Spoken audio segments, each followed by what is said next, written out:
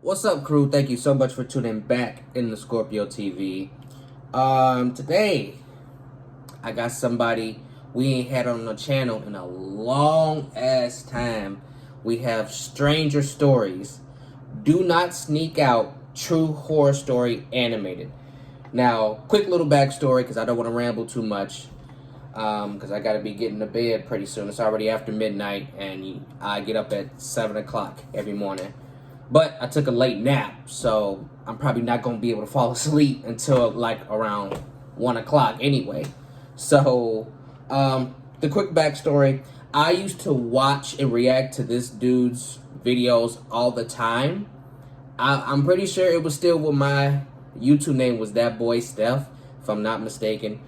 Dude, it's like his animation was different, but it was the stories were definitely spine chilling. He's definitely slept on, and recently I don't know why, but I recently looked him up and saw that he was doing um like fucking normal news stories and shit. Like the latest one is like the disturbing case of the chief of police killer, and he's got the interrogation of a Navy SEAL killer, true crime documentary. So he's kind of gone away from like his traditional animated horror stories.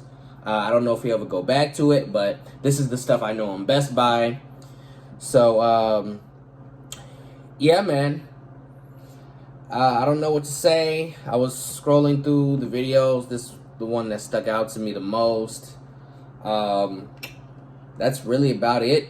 It's good to have him back on the channel. So, like I said, it's easily been over a year. I could be mistaken, but I'm pretty sure it's easily been over a year since I watched or reacted to any of his content. So, I'm definitely going to check out more of his videos, but this is what we got for right now. Now I'm done rambling. Like usual, all the important links will be down in the description. So without further ado, what the hell? Oh, without further ado, let's get into it.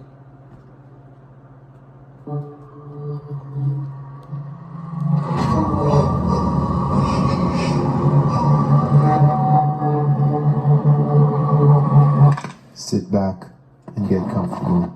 Oh, I have a few stories to share with you. it's loud as fuck. To start this off, I'd like to give you a bit of context. This happened 4 years ago. I'm a girl, and at the time this happened, I was 12, going on 13, in just a month or two. The friend I mentioned in this story was 14 at the time. The friend, Sally, who I was staying with that night, was quite a bit older than me. At least at the time, the 2-year age gap was quite big. At 12 to 13 years old, I was about to start my second year of middle school, whereas Sally should have been about to begin her sophomore year of high school. Shit strong. I met her in the beginning of my first year at a new school. She was older than the other kids in our grade and was considered one of the popular kids. And I think that was what drew me to her at first. We became fast friends. Before we knew it, we were spending every single weekend together. Seriously, every single weekend. Nothing seemed to be out of the ordinary. It was your typical Friday night. We carpooled to her family's apartment after school.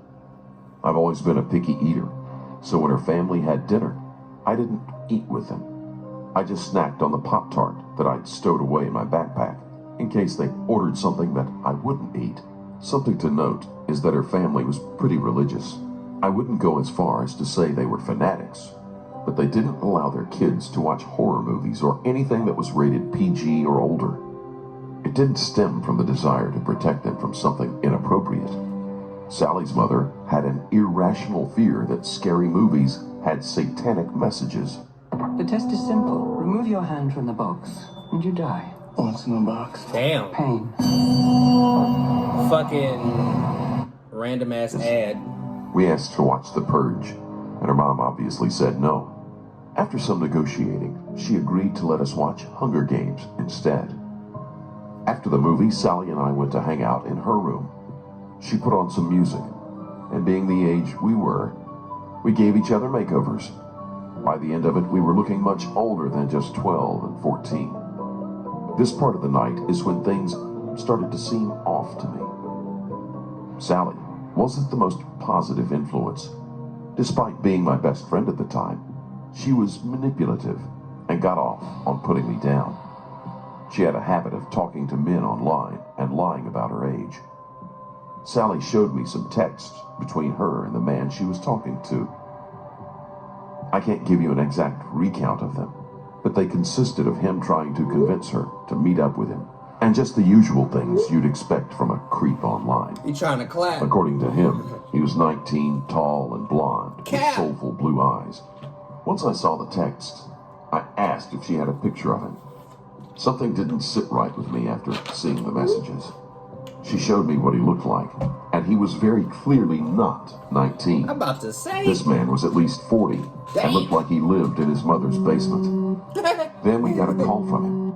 Sally answered without hesitation, and when I heard the voice on the other end of the call, I felt like I was going to be sick. "You're so pretty. Why don't you come meet me?" he asked. Sally said that she couldn't because she was spending the night with a friend. The mention of that sparked his interest, and then he proceeded to try and ask us both to meet him. Sally, lacking any common sense, said yes. Thus begun her plan for us to sneak out and walk 50. So what you're not gonna do though? What you're not gonna do? I'm sorry for pausing. I know I usually don't do that, but her friend is bullshitting. So what you're not going to do, you want to go meet this dude, right? You want to go meet this stranger.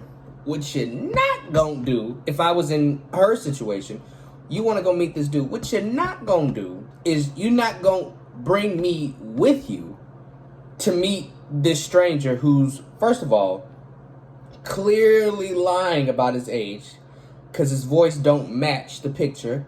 Which, I mean, to be fair, it's not uncommon for someone's voice not to match, like, their body or how they look. But he's lying. In this situation, he's obviously lying.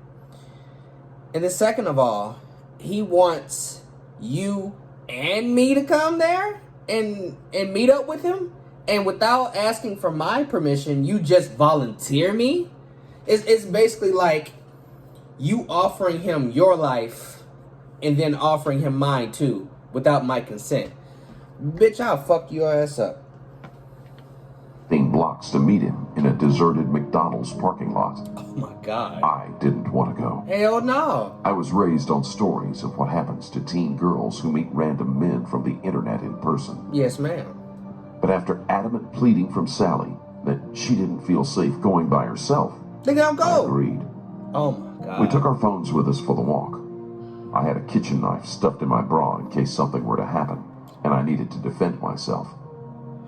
Dude. The route we had to take to get there didn't have very many street lamps, Of course. and there weren't any houses. Of course there We were were. surrounded by trees on both sides of us. Of course.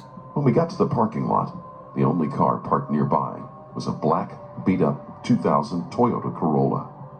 The car was still running when we got there, and from what we could tell, there was more than one person inside. Bro. The man from the picture got out of the front passenger seat and left the door open behind him before approaching us. Corolla? I turned my flash on Camry? so I could see, and he was obviously on something. I can't tell you what kind of drug it was for the life of me, but his eyes were so wide, they looked like they were about to pop out of his head. He was jittery and kept twitching. I became very conscious of how big he was.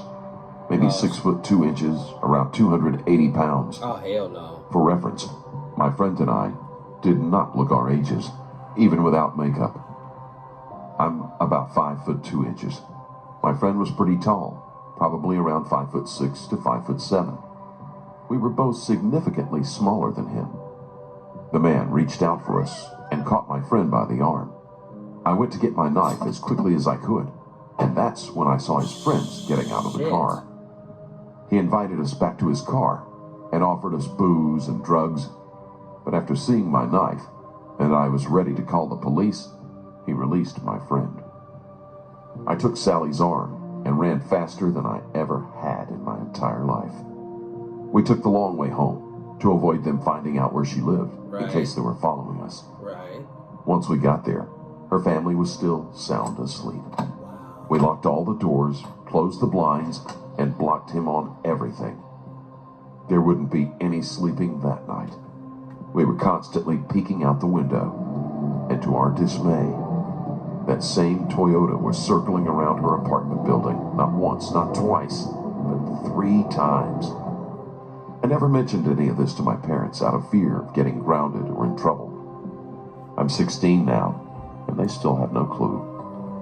I still get nervous when I see a car similar to the one from that night.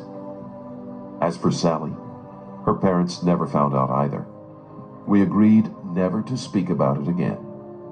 Thankfully, she moved into a new house just a few weeks after that happened. Safe to say, Sally and I haven't spoke in 3 years. I wouldn't either. She was pissed at me for ruining her night, and our friendship didn't last for long after that. What? We had a pretty bad falling out.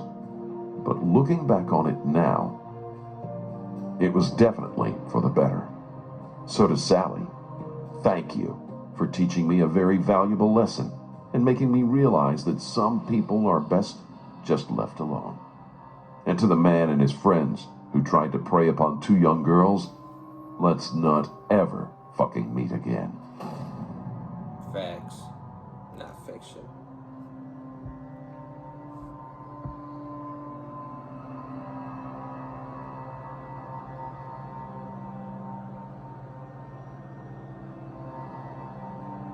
So, how did you ruin her night?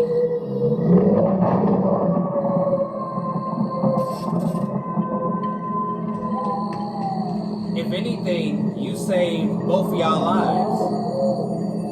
Goofy. I remember that. So again, I apologize for that random ad that popped up during like the beginning of the video. But explain to me, how the fuck did you ruin her night? Bro, you saved her life. Has she went alone? Because after he grabbed her, she didn't really look like she was fighting him off. His 2 friends hopped out the car, I guess, like basically to back him up. And I don't know how you ruined her night when you saved her life, because if you weren't there, he more than likely would have snatched her and dragged her into the car, and Lord knows what would have happened after that. But it's kind of safe to assume what would have happened. But fuck her, like, fuck. I ruined your night, but I saved your life in the process. Like, come on, bro. Had I not came with you, or had I not brought that knife, things could have ended a lot different. Now you say y'all haven't spoken like 3 years. Now she probably 16. Well, no, because she was 14, I think he said. She probably 17 or 18 and pregnant with like her second child already, because she was a little 304. She was a little hoe. I ain't gonna hold you up, bruh. Like, you guilty by association, so shit. If she got a whole reputation and you hanging around with her, shit, people gonna think you a hoe too. Damn. Some good shit. But no, so yeah, man. You saved her life and you saved your own life, but your life wouldn't have been in any danger had she not volunteered you to come with her when he found out that you were at her house, or that when he found out that y'all were together. So yeah, man, like I said, the smaller your circle, the better, because when you get females or female friends like that who act grown and shit like that, things usually end pretty badly. They end up young and pregnant, or something like horrible happens to them in their youth, and it's very traumatizing. So I can't even say that I feel sorry, because your friend was a goofy.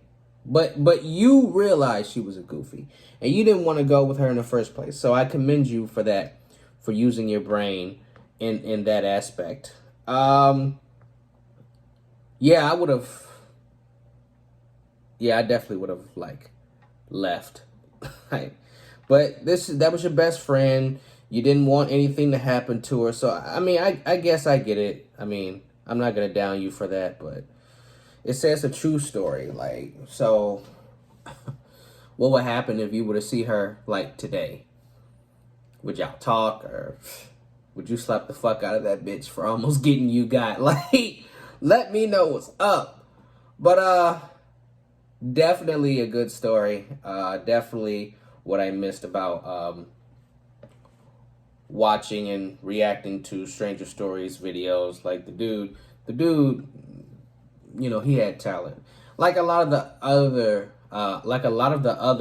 horror content creators that I listen to in my personal time or react to for y'all. Like this video currently, it came out June 1st, 2021, a few months back, because technically today is November 4th, 2021. Bro, the video doesn't even have 5,000 views on it. And he only has around 96,000 subscribers. This dude should have a lot more views and subscribers than that. People be sleeping on like these dope ass content creators and be throwing me off. Like, it's shit's wild how you could be this talented and put videos together that are this good in quality and creepiness and scares and, you know, keeping you on the edge of your seat trying to guess what's going to happen next. But people don't realize it. It's like the underdog syndrome. Like, the ones who are talented, they get looked over and they kind of get thrown under the table. But definitely fucks with it. Definitely fucks with Stranger Stories. So if you guys have a moment, go to his channel, subscribe to him, make sure his bell icon is tapped so you will get notified every time he drops new content. Like I said, he hasn't done any animation style videos in a while, so I don't know if he's ever gonna get back to that.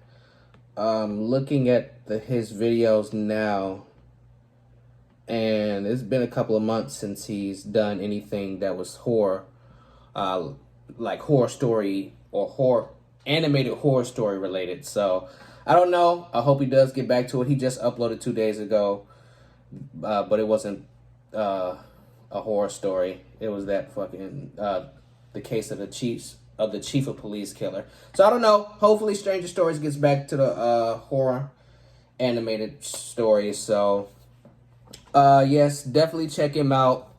That's the end for this video. So hey, make sure you drop a like, a comment, subscribe to the channel. Make sure my bell icon is tapped so you will get notified every time I drop new content, which I do Mondays, Fridays, and Saturdays sometimes. That's it. Stay safe, stay blessed, stay humble, and I will see you all in the next video.